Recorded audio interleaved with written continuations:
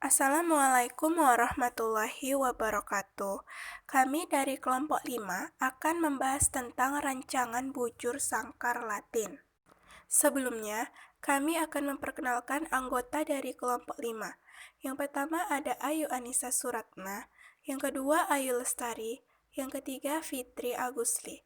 Kami dari Matematika Statistik 2 Universitas Islam Negeri Sumatera Utara.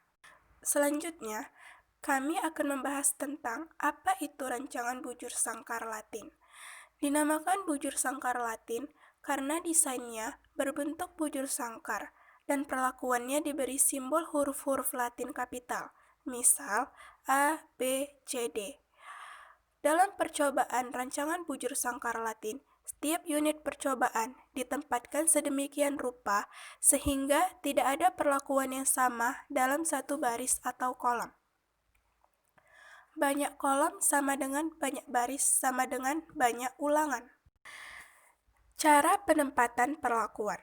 Yang pertama, perlakuan yang ditempatkan dalam satu baris atau kolom tidak boleh ada yang sama. Kedua, tentukan unit-unit percobaan.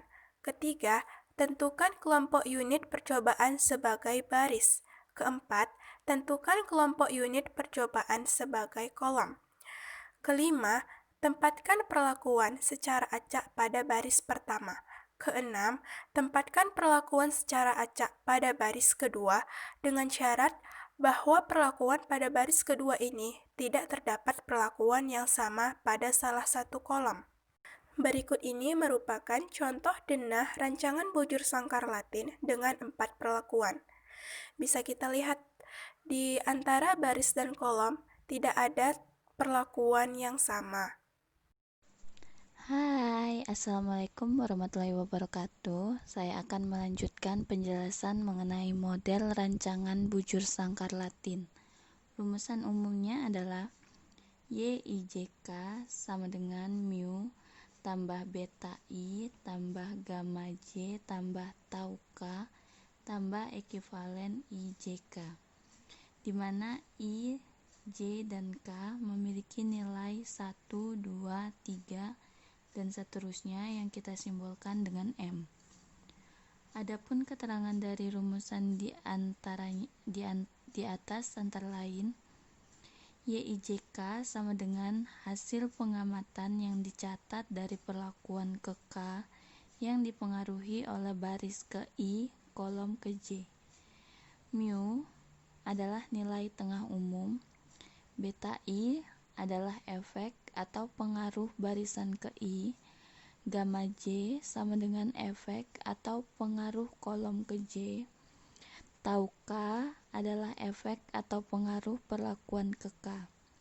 Ekivalen IJK adalah pengaruh acak atau galat percobaan pada baris ke I, jalur ke J yang diberikan untuk perlakuan ke K.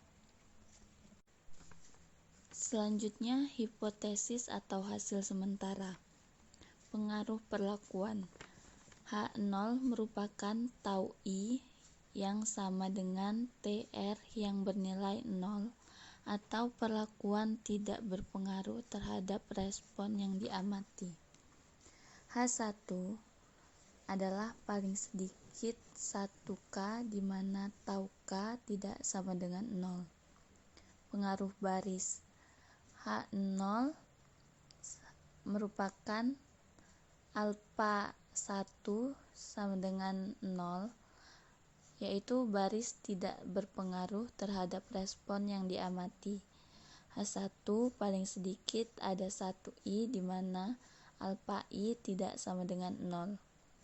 Pengaruh jalur H0 beta 1 sama dengan beta R yang bernilai 0 atau jalur tidak berpengaruh terhadap respon yang diamati. H1 paling sedikit ada 1J di mana beta J tidak sama dengan 0. Selanjutnya ada tabel sidik ragam. Terlihat pada tabel ini, pada bagian kolom terdapat sumber keragaman derajat bebas atau D besar, B kecil, jumlah kuadrat yang disimbolkan dengan JK, kuadrat tengah yang disimbolkan dengan KT, dan pada kolom terakhir ada F hitung. Dan adapun pada bagian baris tabel terdapat perlakuan, baris, kolom, galat, dan total. Dari tabel sidik ragam bisa kita lihat perlakuan dalam derajat bebas itu R kurang 1, jumlah kuadrat atau JK dalam perlakuan JKP, perlakuan dalam kuadrat tengah atau KT itu disimbolkan dengan KTP, perlakuan pada F hitung itu KTP atau KTG, baris pada derajat bebas itu R kurang 1, baris pada jumlah kuadrat atau JK itu JKB, baris pada kuadrat tengah itu KTB, baris pada F hitung itu KTB atau KTG, kolom pada derajat bebas itu R kurang 1, kolom pada jumlah kuadrat itu JKK, kolom pada kuadrat tengah itu KTK, kolom pada F hitung itu KTK atau KTG, galat pada derajat bebas itu R kurang 1 dikali R kurang 2, galat pada jumlah kuadrat itu JKG, galat pada kuadrat tengah itu KTG, dan galat pada F hitung tuh tidak ada. Total pada derajat bebas itu R kuadrat kurang 1, total pada jumlah kuadrat itu JKT, dan total pada kuadrat tengah maupun F hitung itu tidak ada. Adapun keuntungan dan kelemahan dari rancangan bujur sangkar Latin atau RBSL antara lain, keuntungannya adalah yang pertama, mengurangi keragaman galat melalui dua arah atau baris dan kolom. Yang kedua, analisis mudah. Yang ketiga, memperbanyak kesimpulan, yaitu perlakuan, baris, dan kolom. Kelemahan RBSL, yang pertama itu ada jumlah ulangan harus sama dengan perlakuan. Yang kedua itu jumlah perlakuan lebih kecil dari 4 dB, perlakuan sangat kecil sehingga dB galat percobaan menjadi besar. Yang ketiga, durasi percobaan menjadi lebih panjang atau kurang efisien. Adapun contoh dari rancangan bujur sangkar Latin sebagai berikut. Setelah dilakukan percobaan untuk mengukur pertumbuhan ikan yang diberi perlakuan dengan kadar protein berbeda, maka diperoleh data sebagai berikut. Nah, di situ ada tabel yang dimana isinya itu ada baris dan kolom. Nah, berdasarkan data tersebut, tentukan model dan hipotesis data percobaan di atas. Kemudian, lakukan analisis variasi dan buatlah tabel ANOVA-nya serta bagaimanakah kesimpulannya. Untuk hipotesisnya, apabila H0 diterima, berarti tidak ada pengaruh perlakuan tidak berpengaruh terhadap pertumbuhan ikan. Dan apabila H0 ditolak, maka H1 diterima. Berarti minimal ada satu perlakuan terhadap pertumbuhan ikan. Untuk perhitungan ANOVA-nya, yaitu yang pertama kita cari faktor koreksi atau FK dengan rumus Y kuadrat per R kuadrat sama dengan 279 kuadrat per 25 sama dengan hasilnya 3113,64.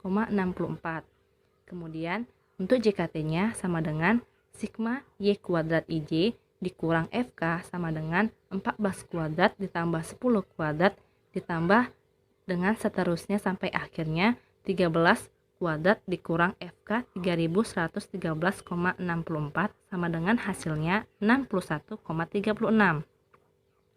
Kemudian untuk JKB-nya sama dengan sigma Y kuadrat kali I per R dikurang FK sama dengan 57 kuadrat ditambah 51 kuadrat ditambah dengan seterusnya sampai akhir 57 kuadrat per 5 dikurang FK 3113,64 sama dengan hasilnya 7,36.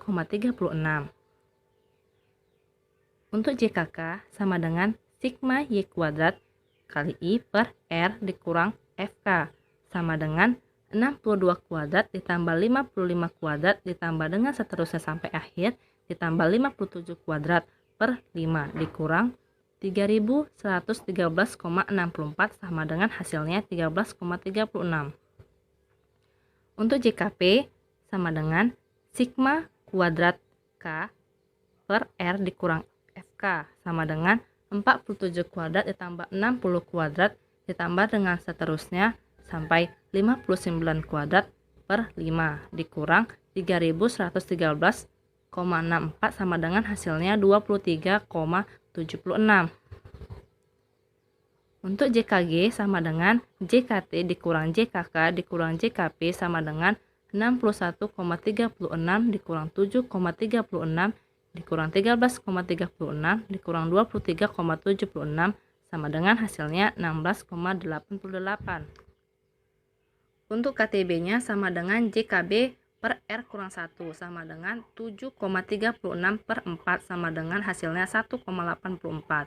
Untuk KTP sama dengan JKP per R kurang 1 sama dengan 23,76 per 4 sama dengan hasilnya 5,94. Untuk KTK sama dengan JKK per R kurang 1 sama dengan 13,36 per 4 sama dengan hasilnya 3,34. Untuk KTG sama dengan JKG per buka kurung R kurang 1 tutup kurung dikali buka kurung R dikurang 2 tutup kurung sama dengan 16,88 per 12 sama dengan hasilnya 1,41. Untuk F hitung baris sama dengan KTB per KTG sama dengan 1,84 per 1,41 sama dengan hasilnya 1,30. Untuk F hitung kolom sama dengan KTK per KTG sama dengan 3,34 per 1,41 sama dengan hasilnya 2,37. Untuk F hitung perlakuan sama dengan KTP per KTG sama dengan 5,94 per 1,41 sama dengan hasilnya 4,21. Untuk menghitung nilai KK sama dengan buka kurung kerawal akar KTG tutup kurung per Y bar kali 100% sama dengan 1,41 pangkat 0,5 per 11,16 dikali 100%, maka hasilnya 10%. Berdasarkan hasil perhitungan disusun tabel ANOVA-nya. Sumber keragaman yaitu ada baris, kolom, perlakuan, galak, dan total. Untuk DB baris itu ada 4, DB kolom itu juga 4, DB perlakuan 4, DB galak 12, totalnya 24. Untuk JK baris ada 7,36, JK kolom ada 13,36, JK perlakuan itu ada 23,36, JK galak itu ada 16,88, totalnya 61,36. Kuadrat tengah dari baris 1,84, kuadrat tengah dari kolom 3,34, kuadrat tengah perlakuan 5,94, kuadrat tengah galak itu 1,41. F hitung baris itu ada 1,30, F hitung kolom itu ada 2,37, F hitung perlakuan itu ada 4,21.